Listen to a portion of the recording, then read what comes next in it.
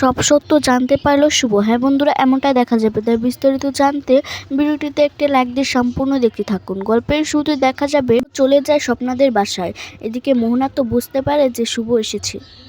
যখন শুভ দরজায় ধাক্কাতে থাকে তখন মোহনা তো অনেক বেশি ভয় পেয়ে যায়। এদিকে দেখা যাবে মোহনা স্বপ্নাকে বলতে থাকে, একদম চালাকি করার চেষ্টা করবি না, তাহলে তো একটা খুন করেছি, একটা খুনের দায়িত্ব এমনি নেব, আরেকটা খুন কিন্তু আমার কিছু হবে না, করতে পারলে তো। আর এই বলে আলমারির পিছনে লুকিয়ে পড়ে। আর তখনই জোর করে ভিতরে ঢুকে পড়ে শুভ। শুভ বলে, কখন থেকে ডাকছি তোকে, তুই কেন দরজাটা খুলছিস না? তোর কাছে হাত জোর করে বলছি, তুই আমার আদিকে ছেড়ে দে, প্লিজ, আদিকে ছেড়ে দে। তখন বলে যে, তুই সত্যিটা বল, কেন সত্যিটা বলছিস না বলতো। এদিকে দেখা যায় স্বপ্নার ঘাড়ে শুভ আঘাত দেখতে পায় হয়ে যায় আর বলে, আচ্ছা তুই এই ঘাড়ে আঘাতটা পেলি কোথা থেকে বলতো। তখন দেখা যাবে স্বপ্না বলে, পিঁপড়ে কেটেছে হয়তো। তখন শুভ বলে, এত বড় লম্বা দাগ, এটা পিঁপড়ে কেটেছে? তুই বল না, তুই সত্যিটা বল। তুই আমার আদির ব্যাপারে যদি সত্যটা না বলিস, না অপরাধে আমার আদি কষ্ট পাবে। তুই বল না, সত্যটা বল। মানুষকে শাস্তি দিতে তোর কষ্ট লাগবে না, বল। তখন বলে, আমি এত কিছু জানি না, এতটুকুই জানি যে আমার দাদাকে মেরেছো। আর তখন বলে, আমি কিছুই আর জানি না, তুমি বাড়ি থেকে বের হও। আর কিছুই বলতে চায় না স্বপ্ন। দেখা যাবে মোহন আর শুভ সবকিছু শুনতে থাকে। এরপর দেখা যাবে বারবার করে আয়নার দিকে তাকায় স্বপ্না, দেখতে পায় শুভ। আর শুভ মনে মনে বলে, বারবার করে খেয়াল করলাম স্বপ্না বারবার করে আলমারির দিকে তাকাচ্ছে, তো ওখানে কি আছে? এই বললে দেখা যাবে শুভলক্ষ্মী অসুস্থতার নাটক করে, বলতে থাকে, আমার মাথাটা অনেক ঘুরছে, জল দিবি স্বপ্না? এই বলে স্বপ্না বলে, আচ্ছা আনছি। এই বলে স্বপ্না সেখান থেকে চলে যায়। স্বপ্না চলে গেলে তখন শুভ বলে, আলমারির দিকে কি আছে, আমাকে দেখতেই হবে। কেন বারবার করে তাকাচ্ছিল না, কেন বারবার করে আলমারির দিকে তাকাচ্ছিল। দেখা যাবে শুভলক্ষ্মী আলমারির দিকে যায়। এরপর আলমারিটা খুলতে যাবে, মুহূর্তে সেখানে স্বপ্না এসে পড়ে। স্বপ্না এসে বলে, তুমি কি করছিলে এখানে? তুমি এখানে কেন এসেছো? তুমি কেন খুলছো? আর তখন দেখা যাবে শুভলক্ষ্মী বলে, না এমনিতেই। এরপর দেখা যাবে শুভলক্ষ্মী জলটা খায়। আর জলটা খেয়ে বলতে লাগে, আচ্ছা আমি তো জলটা খেয়েছি, এবার আসিস, আগে আমাকে আলমারিটা খুলে দেখতে হবে। ও স্বপ্না তো অনেক ভয় পেয়ে যায়। আর তখন শুভলক্ষ্মী আলমারিটা খুলে দেখতে পায় কিছুই নেই আলমারিতে। এদিকে তো মোহনা চালাকি করে ওখান থেকে আগে থেকে বেরিয়ে পড়ে। আর এদিকে দেখা যাবে স্বপ্না চমকে উঠে মনে মনে বলে, মোহনা তো এখানে ছিল, তাহলে কোথায় গেল? বুঝতে পেরেছি, জানালা দিয়ে পালিয়েছে হয়তো বা। আর তখন দেখা যায় শুভ কিছু না দেখতে পেয়ে আবারও হাত জোর করে বলতে থাকে, স্বপ্না তুই আমার আদিকে বাঁচা। এরপর দেখা যাবে স্বপ্না বলে, আমি কি করে বাঁচাবো? যা তো, তুই এখান থেকে যা, আমার অনেক কাজ আছে। এই বলে জোর করে শুভকে বাহিরে বের করে দিয়ে দরজাটা লাগিয়ে দেয়। শুভ বারবার করে চিৎকার করে দরজার পাশে দাঁড়িয়ে। স্বপ্না তো দরজাটা খোলে না। এদিকে স্বপ্না ফোন করে বলে, এক্ষুনি তাড়াতাড়ি করে বের হতে হবে। এদিকে তো সবাই আর অয়নাকে বকাবকি করতে থাকে। তখন পূরবী বলে, তোদের বৌদিকে তোরটা সাপোর্ট করিস, সাপোর্ট করার জন্য ওকেও ছেড়ে দিয়েছিস? তোরা একদমই ভাবিসনি যে শুভ প্রেগনেন্ট?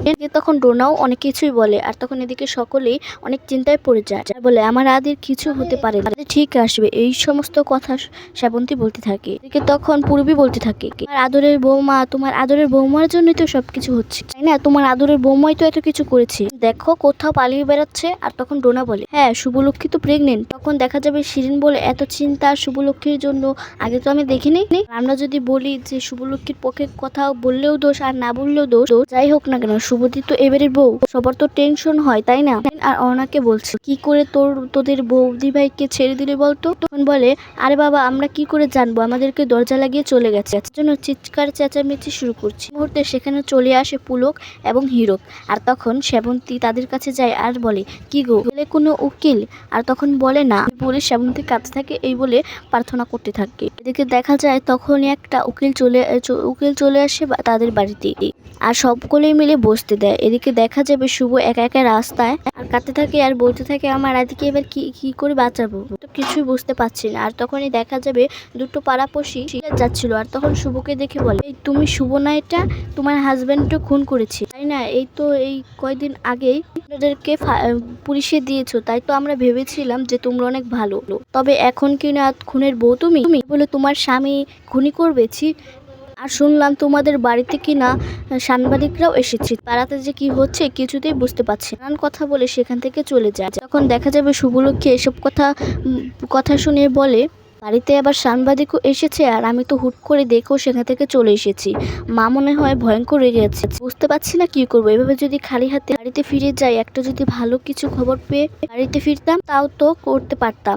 এভাবে খালি হাতে যদি বাড়ি ফিরি, যে পালিয়ে এসেছি আমার উপর তো খুব রাগ করবে। না না, যাই হোক না কেন, এই বলে বাড়িতে ফিরে আসে। বাড়িতে এসে বলে, তো কি ব্যাপার, তোমরা সকলে ভালো আছো তো? যে নাকি সাংবাদিক এসেছিল। এদিকে দেখা যাবে পূর্বে শুভকে দেখে নানান কথা বলতে থাকে আর বলে, এর জন্যই তো তুই বাড়ি থেকে পালিয়েছিস, তাই না? এর কত হিমশিম খেতে হয়েছে কি তুই বুঝতে পেরেছিস? সেটা কি জানার চেষ্টাও করেছিস? এই সমস্ত বলতে থাকে। আর তখন এই বাড়িতে উকিল দেখতে পায়। দেখতে পেয়ে তখন শুভলক্ষ্মী বলে, পেয়েছো তুমি উকিল, আমার আদিকে বাঁচাতে পারবে তো? তখন দেখা যাবে হীরক বলে, দেখ না ওই উকিল মিস্টার সেন, উনি এলাকার বড় উকিল, উনি নামকরা উকিল, উনি এই কেসটা নিবেন। তখন দেখা যাবে সেই উকিলটাও বলতে থাকি, দেখুন আমি আগে থেকে একটা কথা বলে দিচ্ছি, চেষ্টা কিন্তু এতটাই ভালো হবে না।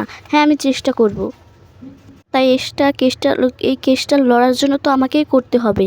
আপনার জন্য ফেঁসে গেছে। তখন বলে, শুনুন, এটা একটা খুনের কেস, বুঝতে পেরেছেন? আর সেই আদ্রিতের ফিঙ্গারপ্রিন্ট পাওয়া গেছে। এত সহজে ছাড়া পাবে না, এত সহজে ছাড়া পাওয়াটা সম্ভব নয়। এই বলে পূর্বী অনেক কথা বলতে থাকে আর বলে, আমাদের বাড়ির মেয়ের জন্য আজকে এইসব। তখন দেখা যাবে রিদ্ধি রেগে যায়। রিদ্ধি রেগে গিয়ে বলতে থাকে, মেজোকাম মাচুপ করবে। এদিকে দেখা যাবে দাদু ঠাম্মি সকলে খুব চিন্তা করতে থাকে। আর এদিকে দেখা যাবে সেই উকিলটি বলতে থাকে, তাই এটা একটা খুনের কাণ্ড, তো তাই আমি গ্যারান্টি দিতে পারছি আদিকে ছাড়িয়ে আনতে পারবো কিনা। এদিকে দেখা যাবে শুভ হাজুর করে বলতে থাকে, আমার আদিকে বাঁচান, আমার আদিকে ফিরিয়ে দেন আমাদের কাছে। এই সমস্ত বলতে থাকে আর কাঁদতে থাকে। আর তখন সেই উকিলটি বলে, বললাম তো কেসটাতে এত সহজে ছাড়া হবে না। আর তখন দেখা যাবে হীরক বলতে থাকে, এই তো বললেন আপনি যে কেসটা লড়বেন, আপনি চেষ্টা করবেন, আপনি ছাড়িয়ে আনবেন আমার আদিকে। তখন বলে, হ্যাঁ আমি বলেছি তো, আমি শিওর দিতে পারছি না কি। এই বলে সেই সমস্ত কথা শুনে বাড়ির সকলে খুব কাঁদতে থাকে আর বলতে থাকে। শুভলক্ষ্মী কাঁদতে থাকে আর বলে, কিছুতে এভাবে হাল ছেড়ে বসে থাকবো না, আদি ঠিক ফিরে আসবে। তখন এদিকে দেখা যায় আদির সঙ্গে কথা বলতে থাকে আর সেই সময়কে নিয়ে আসে। আদিকে দেখে ছুটে চলে যায় শুভ। আদির কাছে কিছুতেই যেতে দেয় না। আর তখন শুভ বলে, আদির সঙ্গে কিছু কথা আছে, কিন্তু কিছুতেই তারা আদির সঙ্গে দেখা করতে দেয় না। এক করেই হোক আমি আজকে আদিকে ছাড়িয়ে নিয়ে যাবো, হাল ছেড়ে দিয়ে বসে থাকবো না, আদিকে আমাকে ফিরিয়ে আনতে হবে। পেছনে কে আছে আমি ঠিক ভালো করেই বুঝতে পারছি।